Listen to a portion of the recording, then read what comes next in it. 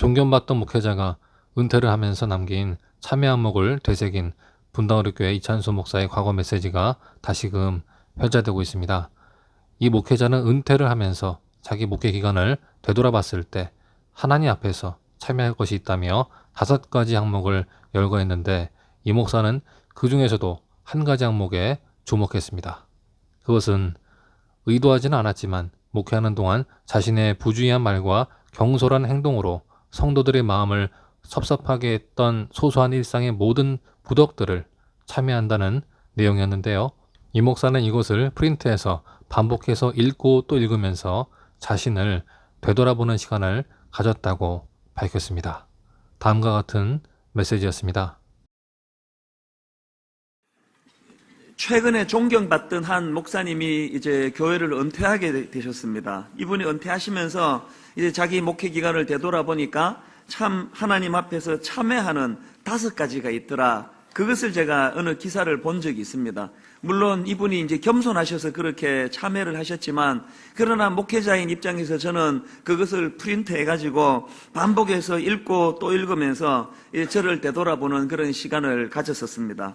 그리고는 이제 그걸 읽고 있었는데, 제가 오늘 본문을 묵상하다가 문득 지난 연말에 그 5가지 참회가 떠올랐습니다. 왜냐 하니까 이분의 5가지 참회 중에서 한 항목이 바로 오늘 본문과 연관되는 내용이었기 때문입니다. 이분이 이렇게 참회를 했습니다.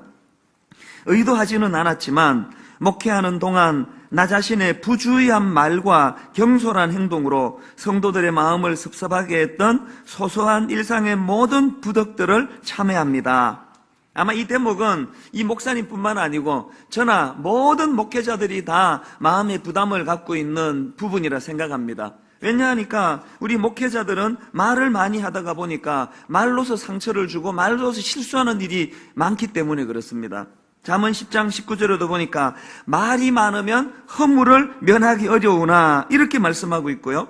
야고보서 3장 1절에도 보면은 내 형제들아 너희는 선생된 우리가 더 큰 심판을 받을 줄 알고 선생이 많이 되지 말라. 그러면서 그 다음 2절에 보니까 우리가 다 실수가 많으니 만일 말에 실수가 없는 자라면 곧 온전한 사람이라. 이 선생된 자들이 더 큰 심판을 받을 위험이 있다 그러고 바로 2절에서 말과 관계된 실수를 언급하는 것이 뭘 설명하는 것일까요? 교회 지도자들은 말 실수로서 시험에 들게 하고 상처를 줄 위험이 있고 그것 때문에 심판을 받을 위험이 있다는 것을 경고하는 것이라 생각합니다. 그렇기 때문에 이 교회 지도자들은 뭐 목회자나 순장이나 할 것 없이 항상 이 입술을 조심하고 말을 조심해야 된다는 겁니다. 그리고 이런 부분은 비단 목회자들뿐만 아니고 모든 거듭난 그리스도인들이라면 이 부분에 대해서 항상 명심해야 되는 것. 왜 그러냐 하니까 오늘 29절에 보니까 지금 바울은 성령의 능력으로 옛사람을 벗어버리고 새 사람을 입은 사람들이 이 땅을 살아가는 동안 어떤 삶을 살아야 되는가, 그런 행동 지침이라고 할까요? 행동 강령을 지금 한 항목 한 항목 열거하는데, 오늘 본문 29절에 보니까 이 언어 습관의 교정, 이것이 새 사람을 입은 우리가 해야 될 노력이라는 것입니다. 29절을 한번 보십시오. 무릇 더러운 말은 너희 입 밖에도 내지 말고 오직 덕을 세우는데 소용되는 대로 선한 말을 하여 듣는 자들에게 은혜를 끼치게 하라.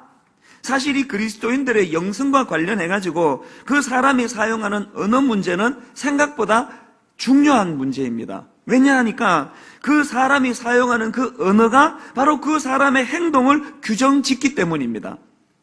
이제 세속 심리학 또 상담학 같은 데서 이제 이런 것들을 많이 이제 연구하고 실험을 하는데, 예를 들면 이제 이런 실험입니다.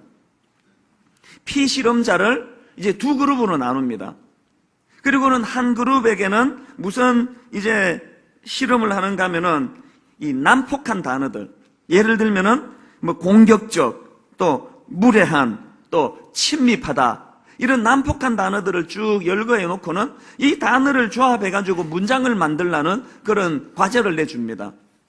그리고 나머지 또 다른 한 그룹에는 이제 이 온순하고 유순한 단어들, 예를 들면은 공손한, 또 양보하다, 또 예의 바른, 이런 류의 단어들을 펼쳐놓고 이 단어를 묶어가지고 한 문장을 만들라 그럽니다. 그렇게 한 5분 정도, 1인당 한 5분 정도 그런 시간을 주고 난 다음에 그 테스트가 끝나면 이제 이 방을 지나가지고 저쪽 방으로 가라고 그렇게 안내를 하고는, 그리고는 이제 의도적으로 그 사람을 마냥 기다리게 만듭니다. 바로 앞에 이제 어떤 사람이 의도적으로 그 실험 진행자에게 별로 중요하지도 않은 질문을 던지고 이런 식으로 시간을 지체하면서 이 사람을 기다리게 만듭니다. 이런 그 상황을 설정해 놓고 무려 한 학기 동안 실험을 했는데 놀라운 결과가 일어났다는 겁니다. 뭐냐 하니까 방금 전에 그 난폭한 단어를 제시받았던 한 그룹의 사람들하고 또 유순한 단어를 제시받았던 또 다른 한 그룹의 사람의 반응이 확연하게 달라지는 겁니다. 이 난폭한 단어를 제시받고 5분 동안 난폭한 단어들을 주의 있게 본 사람들의 그룹은 평균 5분이 지나지 않아가지고 못 참고 그 앞 사람의 대화에 끼어든다는 겁니다. 빨리빨리 진행하시죠. 그 별로 중요한 얘기 같지 않은데 미리 좀 끝내시죠. 그런 식으로 끼어든다는 겁니다. 그런데 방금 유순한 단어를 제시받았던 그룹은 무려 82%가 그 제한 시간인 10분이 지나기까지 대화에 아무런 방해를 하지 않더라는 겁니다. 이게 뭘 의미할까요? 방금 그 사람이 보고 방금 그 사람이 느꼈던 그 단어, 그 언어가 그 사람의 행동 방식에, 행동 양식에 영향을 미친다는 것입니다. 이런 류의 실험들이 지금 참 많습니다. 그래서 이제 심리학자인 마틴 셀리그만 박사 같은 분은 이분이 쓴 학습된 낙관주의라는 이 책에서 이런 주장을 합니다. 행복해지고 싶다면 낙관주의자가 되어야 하고 낙관주의자가 되기 위해서는 언어 습관을 고쳐야 한다. 그러면서 또 이렇게 주장합니다. 아무리 극단적인 비관주의자라 할지라도 긍정적인 언어 습관을 기른다면 누구나 낙관주의자가 될 수 있다.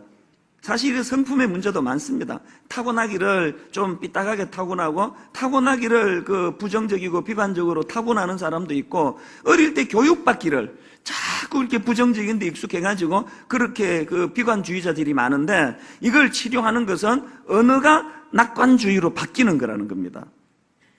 이처럼 이 언어가 행동에 미치는 영향이 많은데 해럴드 쇼먼이라는 사람이 바꿔볼 만한 인생이라는 책에서 비슷한 말을 했습니다. 불행을 당했음에도 불구하고 성공한 사람들은 긍정적인 말로써 운명을 좋은 방향으로 바꾸는 사람이다. 다시 말해서 두 사람이 똑같이 사업이 망했습니다. 한 사람은 나 이럴 줄 알았다. 내가 뭐 잘하는 게 뭐가 있겠냐고. 난 잘 될 수 없는 사람이야. 그런 부정적인 상황으로 그것을 맞는 사람이 있고 하나는 왜 이런 시련을 주셨을까? 이것을 통해서 하나님은 나에게 욥처럼 정금 같은 인물로 다듬어 가실 거야. 난 일어날 수 있다고. 긍정적인 언어로 자기를 다독거린 사람들이 회복할 수 있고 다시 극복하고 일어날 수 있다는 겁니다. 지금 이런 이야기들이 다 주장하는 게 뭘까요? 언어가 그 사람의 행동을 규정 짓는다는 겁니다.